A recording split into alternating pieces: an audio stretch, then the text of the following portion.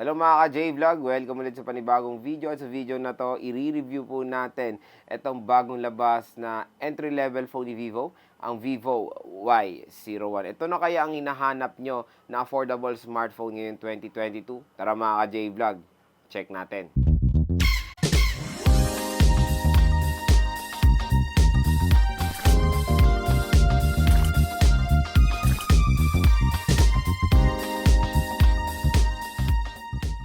So, shout out po sa mga nakanood ng ating unboxing and hands-on dito sa Vivo Y01. At yun nga, i-review naman natin ngayon itong smartphone na to. So, ito si Vivo Y01 ay mabibili nyo na po ngayon. At yun nga, meron siyang official price dito sa Philippines sa 5,299 pesos or almost 5,300 pesos lang siya. Meron siyang 2GB RAM at 32GB internal storage. So, nakakatuwa dito sa smartphone na to mga ka-J-Vlog. Ayan nga, very affordable lang siya. At kung napanood nyo po yung unboxing and hands-on ko dito sa smartphone na to, yung first 1,000 customers po na bibili nitong Vivo Y01 ay makakakuha po ng freebie now wireless earphone. So, napakaswerte naman ng nakabili na nitong Vivo Y01 at nakakuha sila ng magandang deal dito sa smartphone na to na pwede nilang i-turn of course dito sa Vivo Y01 nila, yung accessory na yan. At ito nga pa lang si Vivo Y01 ay exclusive po magiging available sa official store nila sa Shopee ng 2 weeks starting April 30, 2022. And after nun, magiging available din po ito sa kanilang official store sa Lazada. At kung interesado po kayo dito sa Vivo Y01, ayan mga ka-J-Vlog, ilalagay ko po yung link neto sa description. So next naman mga ka-J-Vlog, gusto kong i-share sa inyo yung mga nagustuhan ko dito sa Vivo Y01 at kung bakit isa siyang sulit na entry-level phone ngayong 2022. Number 1 dyan, of course, sa kanyang presyo. So, ito talaga yung nakaka-attract dito sa Vivo Y01, yung kanyang budget-friendly na presyo. So, panigurado magiging patok to dito sa Pilipinas kasi karamihan po sa atin ay naghahanap talaga ng very affordable na smartphone na magagamit nila sa pang-araw-araw nila. So, perfect itong smartphone na to sa mga casual user lang, yung very light lang naman ang ginagawa sa smartphone tulad na lang ng calls and text, social media, light games, tapos of course nanonood ng movies. So nakakatuwa na alam ni Vivo yung hinahanap talaga ng karamihan sa atin, yung affordable na smartphone, at yun, nakapag-provide sila sa atin ng isa. Number 2 sa battery. So ito rin yung isa sa main feature na itong si Vivo Y01, yung meron siyang malaking battery capacity. So na battery test ko na itong smartphone na to at mamaya papakita ko po yan sa later part ng video. And to be honest, nagulat ako sa battery performance niya. Makunat din yung battery niya mga ka-J-Vlog. Perfect na perfect pag naglalaro kayo and of course, pag nagmo-movie marathon. Number 3 sa kanyang screen size. So malaki rin naman yung screen size na itong si Vivo Y01. Meron siyang 6.51 inches. So, alam nyo naman ako, mahilig ako sa smartphone na meron malaking screen size. So, okay na okay sa akin yung screen ni Vivo Y01. Perfect siyang gamitin, of course, pag nagso-social media kayo, mas marami kayong content na nakikita sa screen. And of course, karamihan sa atin paniguradong gustong manood ng YouTube or Netflix sa isang smartphone na merong malaking screen size. So, panigurado mapoprovide naman yan sa atin ni Vivo Y01. Number 4 sa kanyang slim and lightweight design. So, nakaka-amaze yung ginawa ni Vivo dito sa Vivo Y01 dahil yun nga meron siyang huge battery capacity pero nabigyan pa rin nila ito ng slim at lightweight design. So magaan din itong si Vivo Y01 at yan ang nakakatuwang innovation sa mga smartphones today. Dahil before yung mga smartphone na meron 5,000 mAh battery, medyo mabibigat yan dahil malaki nga yung battery capacity nila. So nakakatuwa dito sa Vivo Y01 is nalagyan nila to ng malaking battery capacity pero na-maintain nila yung nipis at yung gaan nito. So very comfortable pong hawakan itong si Vivo Y01. At ang pinaka-last sa kanyang multi-turbo 3.0.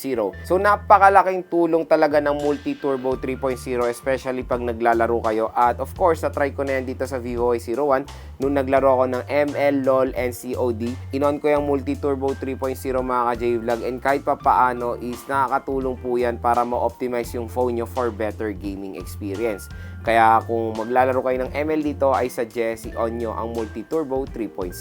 So yun lang mga ka-J-Vlog, yung mga nagustuhan ko dito sa Vivo Y01. Sana po nakatulong po sa inyo to kung nagde-decide kayong bumili netong smartphone na to. So next naman, pag-usapan natin yung design at yung build quality netong si Vivo Y01. So nagustuhan ko yung decision dito ni Vivo na ginawa nilang matte finish yung texture ng back cover netong smartphone na to dahil mas okay po siyang hawakan mga ka-J-Vlog, hindi po siya madulas sa kamay. At kung makikita nyo na malapitan dito, meron pong mga linya dyan sa back cover ni Vivo Y01. Magandang addition yan mga ka-J-Vlog. Yan din yung dahilan kung bakit hindi rin siya madulas sa kamay. At very light din itong si Vivo Y01 and meron din siyang slim design. So since ganito rin yung texture na itong smartphone na to, hindi po siya prone sa mga fingerprint smudges and of course hindi po ganun ka-visible ang mga micro scratches dito kahit meron siyang plastic back cover. So dito sa baba is yung kanyang Vivo logo at sa taas is yung kanyang single rear camera. Yes mga ka-J-Vlog, single camera po si Vivo Y01 at yung isang circle na yan is yung kanyang flash. So ayan, spherical AI camera. Ayan yung main. Ayan yung camera niya. So sa right side makikita natin dito ang kanyang power button and yung volume rocker. Sa taas naman ng smartphone nandito po ang kanyang SIM card slot. Sa left side naman is wala po tayong makikita.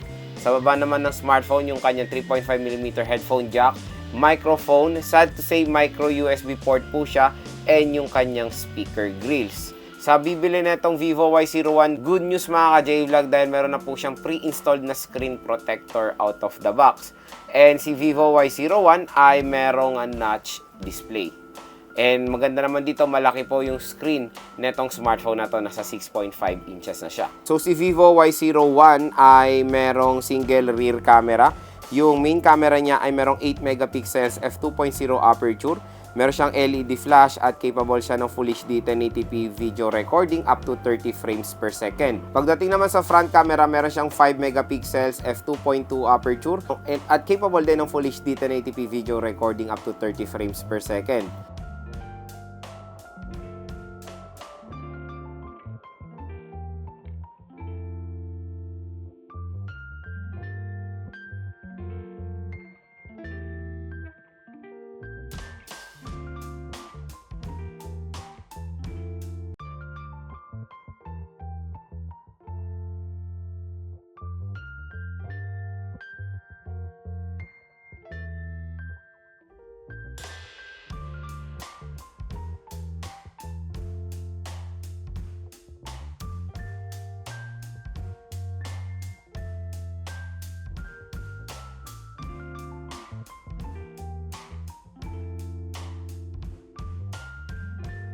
Video sample front-facing camera of the Vivo Y01. So maganda dito, support niya rin ang Full HD 1080p at 30 frames per second. Same dun sa rear camera. Ayan.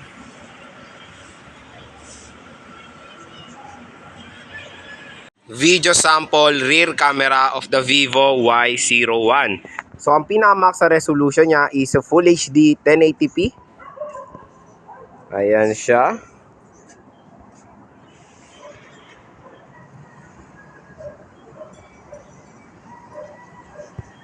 Sa screen, si Vivo Y01 ay merong 6.51 inches IPS LCD display na merong resolution na HD Plus 720 by 1600 pixels na merong 270 pixels per inch.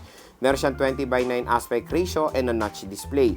Sa OS naman out of the box, meron siyang Android 11 with FunTouch OS 11.1. Sa chipset, meron siyang MediaTek Helio P35. Meron siyang 2GB RAM at 32GB internal storage and good news, expandable pa ang kanyang storage via micro SD card. Meron siyang isang biometric which is face unlock at support niyang 5 GHz na Wi-Fi. And pagdating sa battery, meron siyang 5,000 mAh non-removable battery. So next naman, explore natin yung camera app. So dito muna tayo sa rear camera niya, yan yung main cam. Meron tayong mga icon sa taas tulad na lang ng flash, aspect ratio, and yung settings. So sa settings, ayan, marami tayong makikita dito tulad na lang ng shutter sound, location, mirrored selfie, framing at yung watermark. So kung gusto nyo on yung watermark, ayan, dito yan sa settings. Yan po yung merong phone model sa baba ng inyong mga photos. At pwede rin natin ma-adjust dito yung resolution ng video camera niya. So yun nga, ang pinakamax sa resolution ng rear camera netong si Vivo Y01 is Full HD 1080p up to 30 frames per second. And yun nga, ang maganda rin dito sa smartphone na to is meron siyang bokeh lens. So yung bokeh lens mga ka-J-Vlog, yan po yung nagbibigay ng background blur sa inyong mga photos. Para naman mas Instagrammable pa ang i-upload nyo sa Instagram, di ba? So okay na okay yan. Meron din siyang zoom na 2 times and hanggang 4 times digital zoom po siya. Ang maganda naman dito sa Vivo Y01 is meron pong beauty mode ang rear camera niya. Alam nyo naman, nakilala si Vivo pagdating sa ganda ng beautification ng mga smartphone sila, mapa rear or front camera. Sa video naman, ayan nga, sinabi ko na sa inyo, ang pinakamax resolution nga na ma-offer niya is a Full HD 1080p up to 30 frames per second. And meron din siyang time-lapse. So pati yung front camera netong si Vivo Y01 ay support ng Full HD 1080p video recording. So ilang mga ka-J-Vlog yung camera app ni Vivo Y01. So speaker test tayo dito sa Vivo Y01 at gagamit tayo ng sound level meter. So start tayo. Hello mga ka-J-Vlog, welcome ulit sa panibagong video. At sa video na to, i-unbox natin itong bagong entry-level phone ni Vivo, ang Vivo Y01. Ito na kaya ang perfect entry-level phone sa iyo ngayong 2022. Tara mga ka-J-Vlog, check natin.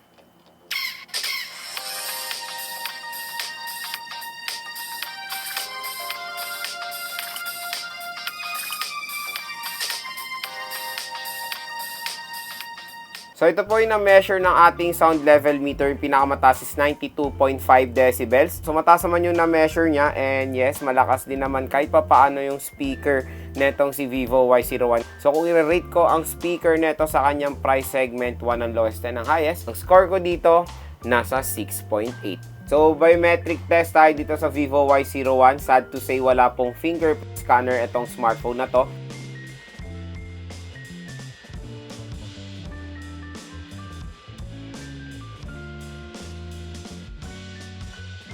So pagdating sa face unlock, fast and accurate naman siya. So benchmark test tayo at gagamitin natin is Antutu benchmark. So start tayo. So ito yung score ni Vivo Y01 sa Antutu benchmark. Meron siyang score na 95,354. Battery test tayo dito sa Vivo Y01. Maglalaro tayo ng 30 minutes. Tingnan natin kung ilang battery percent ang mababawas. So una natin lalaroin is Mobile Legends at itong ating settings. HD mode naka-on, ang refresh rate natin nasa high, ang graphics natin nasa high, naka-on ang outline at shadow, naka-full download ang resources at ang internet connection natin is 4G mobile data. So start tayo sa battery test. So start tayo sa battery percent na 87%, 30 minutes.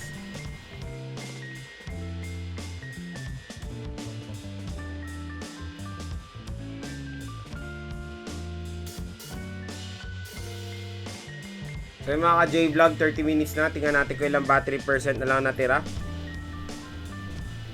So may natira pang 79% sa 30 minutes natin na paglalaro dito sa Vivo Y01. So 8% lang ang nabawas. Okay na okay po ang battery performance na itong smartphone na to. So yun mga ka-J-Vlog, yung full review natin dito sa Vivo Y01. Ang tanong kung maganda nga ba itong smartphone na to. So sa ibang aspect mga ka-J-Vlog, definitely maganda naman si Vivo Y01 tulad na lang sa kanyang presyo nga. Panigurado marami rin magkaka-interest dito sa smartphone na to dahil swak na swak lang siya sa inyong bulsa. Panigurado mapoprovide naman netong smartphone na to ang daily needs nyo pag gumagamit ng isang smartphone tulad na lang sa calls and text nga, sa social media, online class, at pag naglalaro kayo. And okay rin naman kahit papaano yung camera performance na nitong si Vivo Y01. Very reasonable naman lalo na sa kanyang price segment. So yun nga, available na today itong smartphone na to. At kung interesado kayo dito sa smartphone na to, ilalagay ko po yung link neto sa description.